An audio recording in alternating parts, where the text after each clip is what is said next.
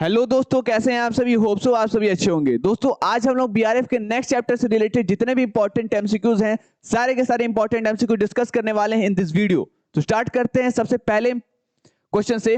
पहला important question जो आपका दिया है related to the sale of goods act 1930 या फिर वस्तु की बिक्री अधिनियम 1930। इसके तहत आपका जो कंडीशन होता है वो क्या होता है या फिर एक शर्त क्या होती है। क्या शर्त अनुबंध के मुख्य प्रस्ताव के लिए एक या एक तरह का संपार्श्विक शर्त है या stipulation essential to main purpose of the contract या फिर अनुबंध के मुख्य उद्देश्य के लिए आवश्यक एक शर्त है या एक शर्त जिसका उल्लंघन अनुबंध को अस्वीकार नहीं करता है या फिर इनमें से कोई नहीं। तो सही ऑप्शन क्या हो जाएगा? सही ऑप्शन हो जाएगा option B, stipulation essential to the main purpose of contract या फिर अनुबंध के मुख्य उद्देश्य के लिए एक आवश्यक या आवश्यक एक शर्त। ठीक है, नेक्स्ट क्वेश्चन। अगला क्वेश्चन दिया है कि सेल ऑफ गुड्स के कॉन्ट्रैक्ट में इंप्लाइड कंडीशन क्या होता है। इंप्लाइड कंडीशन क्या होता है? क्या ये एसेंशियल होता है कॉन्ट्रैक्ट के मेन पर्पस के लिए या फिर कॉन्ट्रैक्ट के मेन पर्पस का ये कोलेटरल होता है या गिरवी होता है, अनुबंध के मुख्य उद्देश्य के लिए संपार्श्विक होता है, not necessary related to the main purpose of the contract, या आइदर ए और बी। तो जो आपका कॉन्ट्रैक्ट में या in the contract of sale of goods implied condition का मतलब क्या होता है? वो कंडीशंस जो कि कॉन्ट्रैक्ट के मेन पर्पस के लिए जरूरी होता है, अनुबंध के मुख्य उद्देश्य के लिए जरूरी होता है। तो ऑप्शन ए इसका सही ऑप्शन हो जाएगा। Which of the following is not an implied condition in contract of sale? इनमें से कौन सा जो है वो इंप्लाइड कंडीशन नहीं है कॉन्ट्रैक्ट ऑफ सेल में? तो कौन सा नहीं है?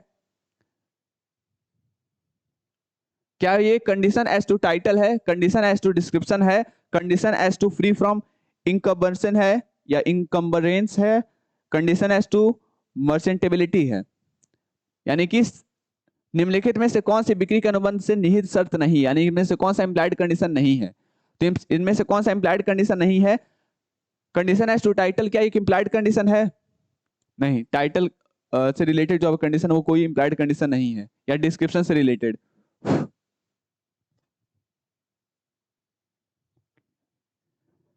ठीक है, उसके बाद है condition as to free from encumbrance, मतलब भार से मुक्त होने की शर्त। तो ये आपका सही ऑप्शन हो जाएगा ऑप्शन सी।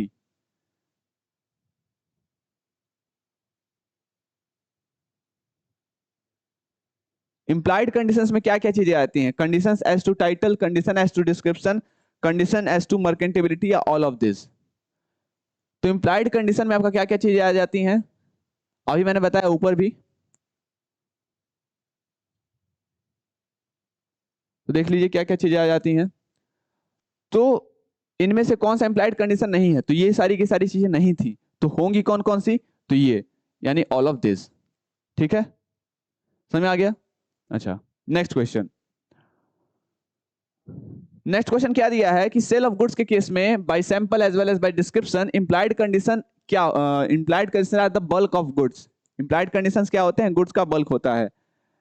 तो क्या ये रहा है कि नमूने के साथ साथ विवरण द्वारा वस्तु की बिक्री के मामले में निहित शर्त है कि वस्तु का थोक केवल नमूने के अनुरूप होगा, यानी कि वस्तु का जो थोक होगा, होलसेल होगा वो, या फिर बल्क होगा गुड्स का, वो नमूने के अनुरूप होगा, नमूने के साथ साथ विवरण के अनुरूप होगा, केवल विवरण के अनुरूप होगा, यानी कि डिस्क्रिप्शन के हिसाब से होगा।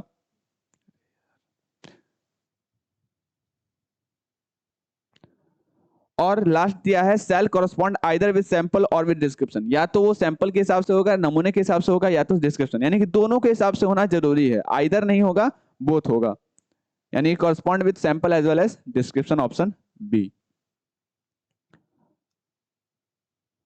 एम जो है वो परचेज कर रहा है हॉट वाटर बॉटल, किससे? तो एम जो है वो परचेज कर रहा है हॉट वाटर बॉटल किसी केमिस्ट से। बॉटल जो है वो फट जाता है और उसकी वाइफ को उससे इंजरी हो जाती है, तो केमिस्ट लायबल होगा on account of breach of express condition as to quality, breach of implied condition as to quality, personal injury cause to buyer's wife, या फिर breach of implied condition as to merchantability. तो इसमें express condition जिसने बताया था quality का, उसका क्या हो रहा है? ब्रीच हो रहा है, तो इस हिसाब से केमिस्ट क्या हो जाएगा? लायबल होगा। Next question.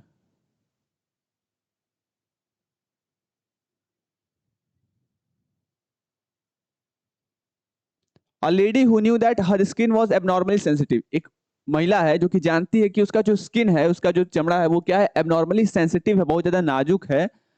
Bot a tweed coat and developed skin trouble by using it, उसको कुछ हो जाता है, मतलब कोई क्रीम वगैरह यूज करती है, तो she did not disclose to the seller that her skin was a abnormally sensitive. ठीक है, बताती भी नहीं है केमिस्ट को कि भाई मेरा जो स्किन है वो एबनॉर्मली सेंसिटिव है। ठीक है, क्या सेलर लायबल होगा उस केस में? क्यों लायबल होगा भाई? बिल्कुल लायबल नहीं होगा। तो सेलर इज लायबल और नॉट लायबल?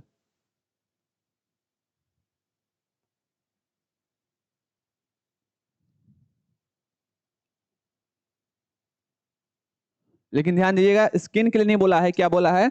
फिटनेस या फिर क्वालिटी के लिए, तो उस केस में लायबल होगा। स्किन के लिए लायबल नहीं होता, स्किन को अगर उससे कुछ होता ना तो लायबल नहीं होता।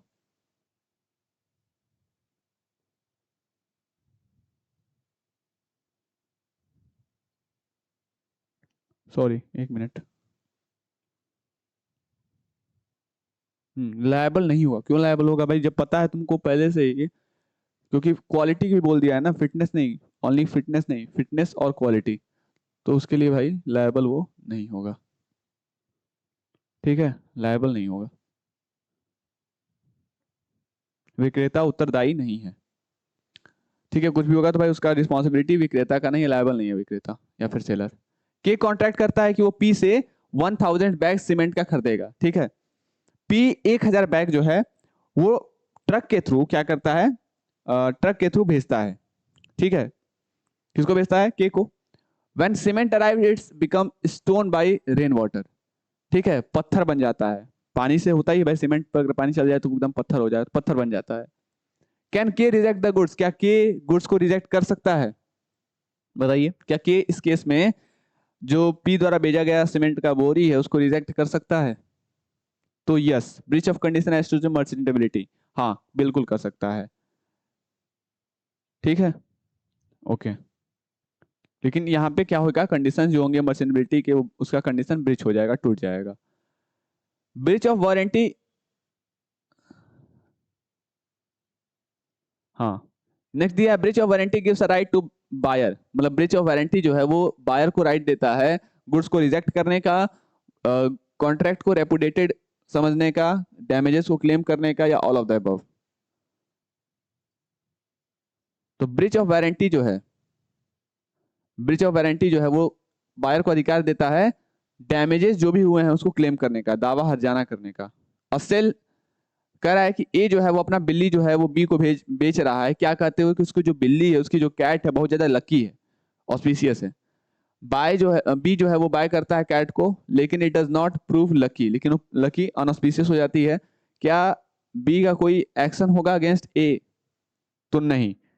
A has given मियर expression of opinion, अपना ओपिनियन देता है, कोई ये नहीं गारंटी नहीं देता है कि मोहर लगा रहे हैं तुम्हारे लिए लकी है, नहीं, बस ओपिनियन दे रहा है कि भाई अधिकतर केसेस में लकी जो होना होता है वो ऐसा नहीं कि भाई लक किसी का अच्छा चल रहा है, तो ये कोई सर्टिनिटी नहीं, अनसर्टिनिटीज होती हैं। ठीक है, अनिश्चितताएं होती हैं लकीनेस या फिर लकी होना।